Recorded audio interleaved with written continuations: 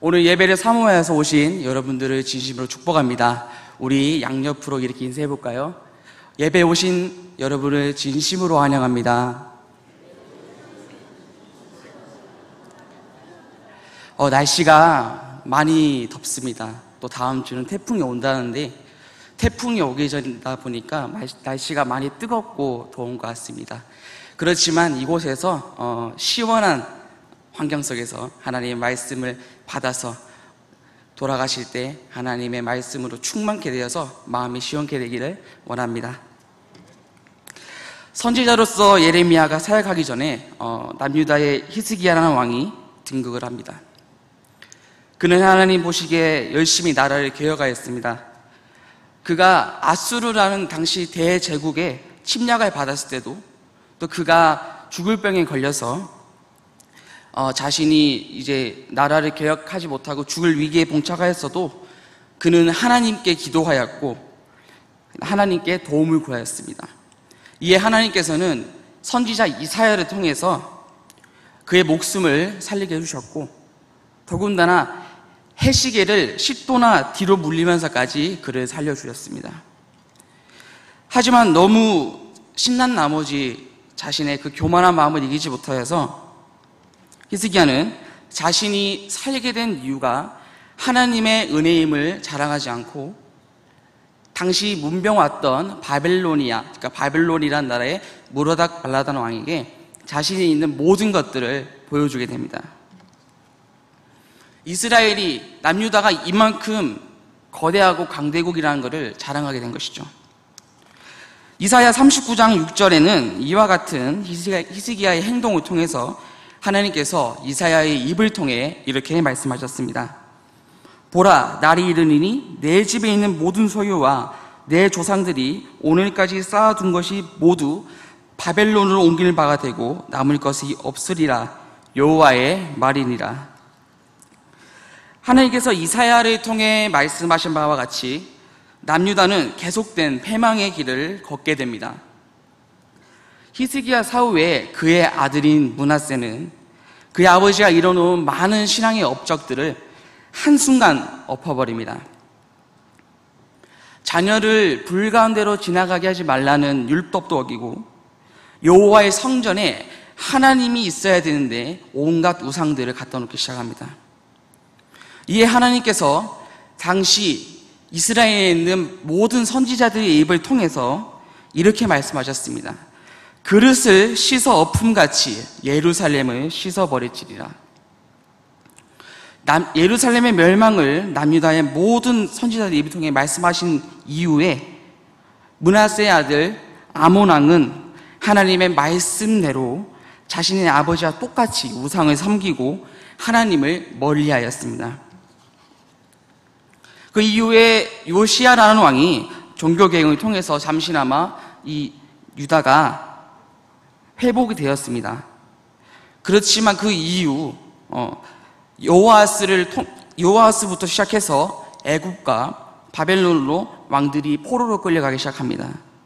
그리고 일부는 죽음을 맞이하게 되었습니다.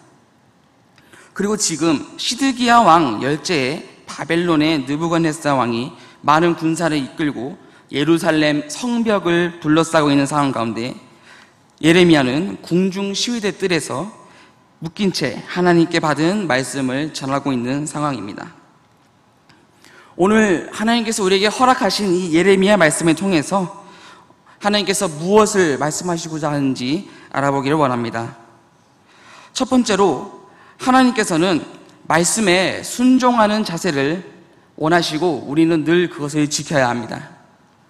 본문 7절 말씀입니다. 보라, 내 숙부 살룸의 아들 하나멜이 내게 와서 말하기를 너는 아나돗에 있는 내 밭을 사라. 이 기업을 물을 권리가 내게 있느니라. 아멘. 레위기의 말씀 가운데 가족 중 생계가 어려운 자가 그 생계를 잇기 위해 그의 기업 중 얼마를 팔았을 때 가까운 친척이나 가족이 그 땅을 매입하여서 그 형제가 판 것을 무르게 하는 제도가 있었습니다. 하나님께서는 예레미야의 입을 통해 예레미야의 숙부 살룸의 아들 하나멜이 예레미야에게 와서 아나돗에 있는 내 밭을 사라라고 말할 것을 예레미야에게 말씀하셨습니다. 현재 지금 상황은 남유다가 멸망하기 직전입니다. 많은 군대들이 예루살렘을 둘러싸고 있습니다. 많은 유다 백성들은 두려움에 있었습니다. 지금 이 땅을 산들 바벨론에게 뺏겨서 소유가 헛되게 될 것이 분명합니다. 더군다나 예레미야는 자유의 몸이 아니라 성경에 기록된 것처럼 왕의 궁중에 있는 시위대들에 갇혀있는 상태였습니다. 더욱이 그가 처한 현실이 더 비참했습니다. 그렇지만 그럼에도 불구하고 예레미야는 그 밭을 사기 위해 하나님의 말씀을 순종하기 시작합니다. 사랑하는 성도 여러분, 하나님의 말씀을 듣고 순종할 수 있는 것, 곧 그것이 바로 하나님께서 우리에게 주시는 권리임을 오늘 이 말씀을 통해 배울 수 있습니다. 평탄하고 아무런 어려운 상황이 없을 때 순종은 기쁜 마음으로 또 즐거운 마음으로 능히 하나님의 말씀을 통해서 순종할 수 있습니다. 하지만 하나님의 사람 예레미야처럼 지금 이 어려운 환경에서도 하나님의 말씀을 지켜나가는 것은 참으로 어렵습니다. 그렇지만 이것이 바로 예레미야처럼 순종할 수 있는 것이 바로 하나님께서 허락하신 권리입니다. 하나님께서는 물로 세상을 심판하시겠다고 하였지만 의인 노아는 하나님의 말씀에 순종하였습니다. 성경에는 그 당시에 땅에 악이 가득했다고 기록되어 있습니다. 그러나 노아는 순종으로 하나님께 그 언약을 받은 사람이었습니다. 많은 무리의 아버지라고 불리는 아브라함은 하나님의 명령을 쫓아 본토, 친척, 아버지의 집을 떠나 하나님께서 약속하신 땅으로 이주하라는 말씀을 들었습니다. 이 일은 자신에 있는 모든 것들을 포기하고 하나님께서 그저 가라고 한 곳으로 간 믿음입니다. 본토, 친척, 아비를 떠난다는 것은 나의 목숨을 보장할 수가 없습니다. 그럼에도 불구하고 아브라함은 그 믿음에 순종하였습니다. 그의 여정이 순탄치 않았지만 끝내 그는 하나님께 믿음으로 의롭다함을 받은 첫 사람이 되었습니다. 하나님은 우리와 함께 계시기를 원합니다. 비록 우리는 약하고 쉽게 무너집니다. 그렇지만 우리에게는 하나님의 자녀됨 권리, 그리고 하나님의 말씀에 순종할 수 있는 권리가 있음을 우리는 알 수 있습니다. 하나님의 자녀로서 말씀에 순종할 수 있는 권리를 누리기를 우리 하나님께서는 원하고 계십니다. 두 번째로, 하나님께서 행하실 일에 대한 믿음을 가져야 됩니다. 본문 9절과 10절에는 이렇게 말하고 있습니다. 내 숙부의 아들 하나멜의 아나돗에 있는 밭을 사는데 은 17세겔을 달아주되 증서를 써서 공인하고 증인을 세우고 은을 저울에 달아주고, 하나님의 말씀에 순종하여 예레미야는 하나멜의 밭을 사고 기업을 무르기로 합니다. 하지만 예레미야는 그 땅을 은 17세겔을 주고 샀으며 증서를 써서 봉인하고 증인을 세웠습니다. 예레미야가 처한 현실을 생각할 때 유다 백성의 눈에 그의 모습은 어리석기 딱이 없는 그런 사람이었습니다. 하지만 하나님께서는 예레미야에게 밭을 사라고 말씀하셨습니다. 예레미야는 많은 백성들에게 격려를 받기는커녕 조롱과 비난만 받았습니다. 그렇지만 예레미야는 믿음으로 그 땅을 구입하게 됩니다. 그리고 그는 하나님의 모든 계획에 순종하며 이 일을 진행합니다. 민수기 13장과 14장에 우리가 잘 알고 있는 말씀이 있습니다. 하나님께서 약속하신 가나안 땅에 들어가기 전 12명의 정탐꾼이 그 땅이 어떤지 정탐하러 간 이야기가 있습니다. 12명 정탐꾼들이 하나님께서 약속하신 땅을 정탐하고 돌아온 뒤에 온 회중 앞에서 그 땅의 정찰을 보고하게 됩니다. 갈렙과 여호수아는 그 땅은 능히 우리가 취할 수 있다고 말했습니다. 그들은 우리의 먹이라고 했습니다. 하나님께서 약속하신 땅이고 그 땅에 반드시 들어가게 해주신다는 하나님의 계획이 있음을 분명히 말했습니다. 그들은 말씀을 통해서 분명히 말했습니다. 하지만 나머지 정탐꾼들 그리고 이를 믿지 않은 많은 군중들은 그 땅에 절대 들어갈 수 없다며 이야기를 하고 통곡을 하며 우리가 지휘관을 세워 우리가 도망쳐 나온 애굽으로 돌아가자라고 말합니다. 그 일에 대한 결과는 여호수아와 갈렙만 들어가게 됩니다. 하나님께서 약속하신 그 땅, 하나님께서 허락하신 그 땅에 아멘으로 순종했던 갈렙과 여호수아만이 그 땅에 들어가게 됩니다. 지금 예레미야가 처한 현실이 민수기에 기록되어 있던 그 역사적 사건과 많이 비슷한 모습임을 우리는 알 수가 있습니다. 우리가 잘 알고 또 많이 묵상하는 구절이죠. 히브리서 11장 1절과 2절에는 믿음은 보이지 않는 것들의 증거이며 선진들이 이로써 증거를 얻었다고 기록되어 있습니다. 하나님께서 행하실 일에 대한 믿음으로 여호수아는 7일 동안 여리고 성을 돌았습니다. 그 성은 무너졌습니다. 또 믿음으로 기생 라합은 정탐꾼들을 평안히 영접하여서 순종하지 아니한 자들과 함께 멸망하지 않았습니다. 이러한 믿음에 대해 히브리서 기자는 11장 32절의 말씀을 통해 이렇게 말하였습니다. 내가 무슨 말을 더 하리요? 기드온, 바락, 삼손, 입다, 다윗 및 사무엘과 선지자들의 일을 말하려면 내게 시간이 부족하리로다. 이렇게 고백한 히브리서 기자는 하나님께서 행하신 일에 대한 믿음의 결과는 수도 없이 많고 그 증거 역시 많고 성경에 기록되어 있기에 이 일에 대해 증언하려면 시간이 없다고 말했습니다. 우리의 생각과 눈에 그리고 현실에 도저히 답이 보이지 않을 때가 많습니다. 우리가 하나님께 매달리면서 하나님께 눈물로써 기도하고 하나님께 어떻게 하면 내가 이렇게 도움을 받을 수 있을까 하나님께 눈물로써 기도하지만 어쩌면은 그 응답이 하나님의 답이 없거나 나에게 들리지 않을 때가 있습니다. 그렇지만 하나님은 우리의 피난처가 되십니다. 우리와 함께 일하십니다. 늘 피할 길을 예비하시는 하나님이십니다. 우리가 인간의 생각과 또 눈에 보이는 것들을 통해서만 그 결과를 예측할 수 있지만 하나님께서는 보이지 않는 그 어떤 무궁하고 영화로운 하나님의 능력이 있으시기에 우리는 알지 못하지만 결국 우리는 주님을 통해서 그 힘을 얻고 돌파구를 얻게 됩니다.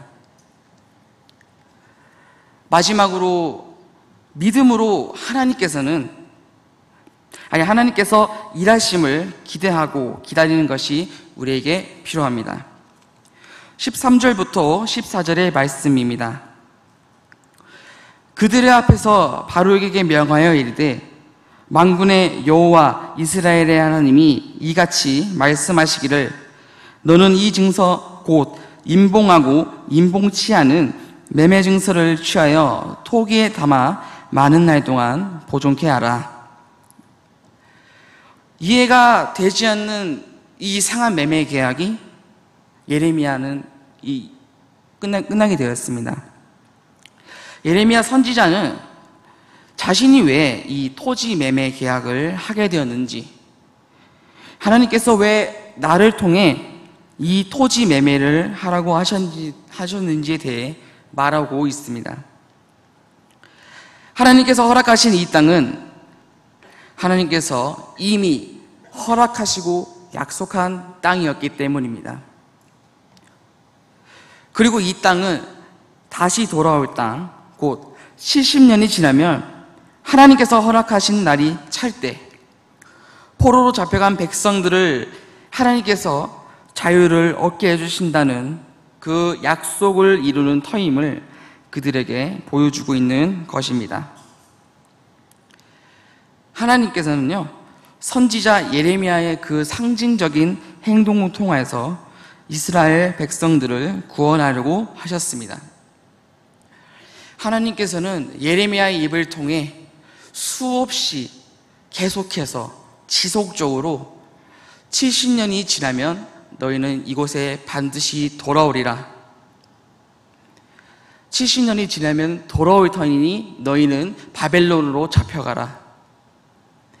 그렇지만 이 백성들은 안타깝게도 하나님의 말씀에 순종하지 않았습니다. 하나님의 백성이라 불리던 이들은 위기나 어려움이 있을 때 하나님께 기도하지 않았습니다.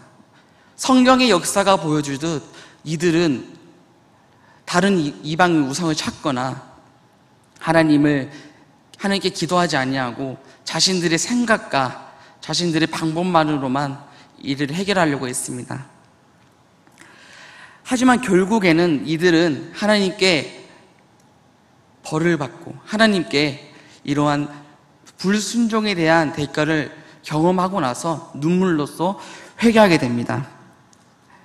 이 일을 수없이 역사적인 기록에도 적혀 있음에도 불구하고 이들은 계속해서 지속하게 되었습니다. 그리고 현재 지금 이들 역시도 두려움에 사로잡혀 있었습니다. 예레미야는 계속해서 70년이 되면 돌아올 것이다 라고 얘기했지만 반대로 애굽으로 도망가거나 이 땅에 있는 사람들은 멸망한 것이라고 말을 하였습니다.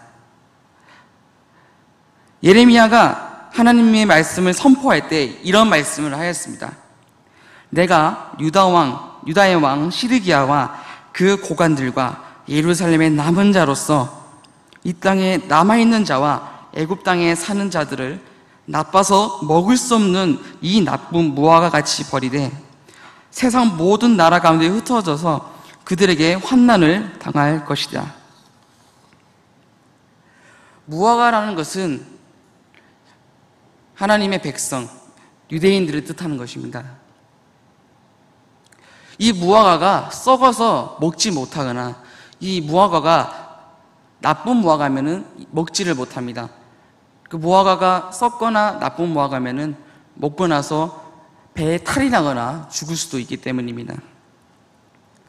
애굽으로 도망치려고 했던 그 백성들, 하나님의 말씀보다는 내 안위가 중요했던 백성들, 남아있겠다고 하는 백성들을 하나님께서 나쁜 무화과라고 말씀하셨습니다.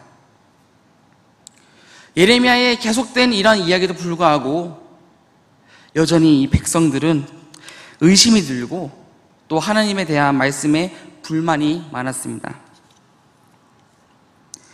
하나님께 기도했지만 하나님이 계시는지 의심이 들 때가 많을 때가 있습니다. 어쩌면 하나님께서 정말 나의 기도를 잊으신 건가? 하나님께서 왜 나의 기도를 들어주지 않으시는 걸까? 혹시 하나님께서 나를 잊으신 건 아니실까? 이러한 많은 의구심과 화가 우리 가운데 사로잡힐 때가 참 많습니다. 하지만 우리는 이 말씀을 귀 기울여 들어야 됩니다. 예레미야 29장 10절의 말씀입니다. 새 번역본으로 대독해 드리겠습니다. 나 주가 분명히 말한다. 너희가 바벨로니아에서 70년을 다 채우고 나면 내가 너희를 돌아보아 너희를 이곳으로 다시 데리고 오기로 한 나의 은혜로운 약속을 너희에게 그대로 이루어 주겠다. 여기서 나 주가 분명히 말한다는 것은요, 영어 성경 NIV에서 I will come이라고 있습니다. 이 단어 will이라는 것은요, 내가 반드시 무엇을 하겠다는 의지를 담은 것입니다. 영어 성경에서는 I will come이라고 해서 내가 반드시 돌아오도록 한다는 하나님의 의지를 담아 이 단어를 썼습니다. 여기서도 하나님께서 말씀하신 것처럼 나 주가 분명히 말한다. 라고 기록되어 있습니다. 예레미야가 땅의 매매 증서를 땅에 묻고 70년이 지났을 때 흩어져 있던 이스라엘 백성들이 돌아오기 시작합니다. 우리가 잘 알듯 스룹바벨과 예수아는 하나님의 말씀을 듣고 하나님의 말씀으로 순종하여서 1차 포로 귀환을 하게 됩니다. 그리고 예루살렘 성벽을 쌓기 시작합니다.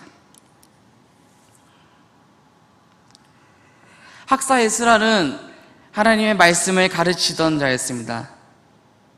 하나님의 성전이 올라가고 있지만 그곳에서 예배드리지 않는 백성들을 위해서, 예배할 줄 몰랐던 백성들을 위해서 하나님의 말씀을 가르치러 돌아옵니다. 하나님의 예배를 회복하러 돌아오게 됩니다. 3차 포로기한 때는 느헤미야라는 사람이 오게 됩니다. 느헤미야는 하나님의 성전이 올라갔고 하나님의 말씀이 회복되었지만 그 외세 침략에, 그리고 하나님의 성전을 보다 더 안전하게 보호할 수 있도록 성벽을 쌓으러 돌아오게 됩니다. 그 외에도 우리가 잘 알고 있는 다니엘 선지자, 그리고 에스더, 모르드게 등 이 많은 믿음의 사람들이 이스라엘 본토가 아니라 디아스포라 유대인으로서 그 먼 곳에서도 나라를 기억하고 하나님의 말씀 70년이 되면 돌아온다는 그 믿음을 가지고, 힘으로 전심을 가지고 이스라엘 백성들을 도왔고, 결국 이들은 다시 돌아와서 하나님께서 말씀하신 그 70년의 말씀을 회복하게 됩니다. 오늘 말씀을 사모하여서 나오신 모든 우리 군산동부교회 교우 여러분, 하나님을 믿는 성도들이 줄어가고 있는 시대입니다. 시대가 더욱 힘들어져 가고 있습니다. 그렇지만 우리는 예레미야가 그렇게 공포했던 그 말씀을 반드시 기억해야 됩니다. 태풍이 오면은 태풍이 영향권이 안전한 게 아니라 태풍의 눈으로 들어가면은 지극히 평온하고 안전합니다. 우리는 이 태풍의 눈에 있는 것처럼 이 시대가 매우 혼잡하고 악하고 어려울지라도 하나님의 말씀, 곧 태풍 눈 안에서 하나님의 말씀을 통해 늘 깨어서 순종하고 기도하여서 하나님을 위해, 또 이 나라를 위해, 또 이 세대와 하나님을 믿는 모든 자들을 위해서 우리가 깨어 기도하였음을 알아야 합니다. 우리는 늘 순종하여서 예레미야가 그 밭을 산 것처럼 우리 역시도 그 밭을 살 수 있는 믿음을 가져야 됩니다. 오늘의 말씀을 마무리하도록 하겠습니다. 오늘을 살아가는 모든 그리스도인들에게는 하나님은 언제나 우리와 함께 하시기를 원하십니다. 그러나 하나님께서는 결코 쉬운 길을 제시하지 않으십니다. 쉬운 길은 나약한 우리가 가기에 너무나 편안하고 안전합니다. 그리고 그 길을 끝내 완주했을 때 우리는 봐라, 우리가 이 길을 완주했다, 내가 이 길을 드디어 완주했구나, 이런 스스로의 교만에 빠지게 됩니다. 히스기야가 하나님께 받은 말씀, 그리고 하나님이 그 생명을 허락해 주셨지만 결국은 자신이 침략당하게 될 그 바벨론의 왕에게 모든 것들을 보여주었고 결국 남유다는 멸망하게 되었습니다. 그러나 하나님께서 제시하시는 길은 좁은 길입니다. 그 길은 너무 어렵습니다. 길이 너무 협소하고 지나가는 내내 내 몸에 상처밖에 없습니다. 그렇지만 그 길에 다다랐을 때, 그 길을 완주했을 때 뒤를 돌아보면은 우리 주님께서 계십니다. 우리 사랑하는 우리 군산동북의 교회 여러분, 두려워하지 마십시오.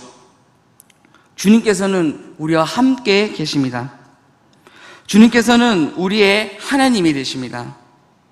참으로 우리를 도와주시며 참으로 주님의 의로운 오른손으로 우리를 붙드십니다. 기도드리겠습니다. 사랑의 하나님, 우리가 순종하는 마음, 행하실 일에 대한 믿음, 그리고 믿음으로 하나님께서 일하심을 기대하고 기다릴 수 있는 마음을 허락하여 주시옵소서. 우리가 하나님의 믿음으로 이 시대를 살아갈 때 온전히 하나님만 보고 실패할지언정 하나님이 우리와 함께 하심을 믿으며 오늘 하루도 살아갈 수 있도록 주님 함께 도와주시옵소서. 예수님의 이름으로 기도드립니다. 아멘.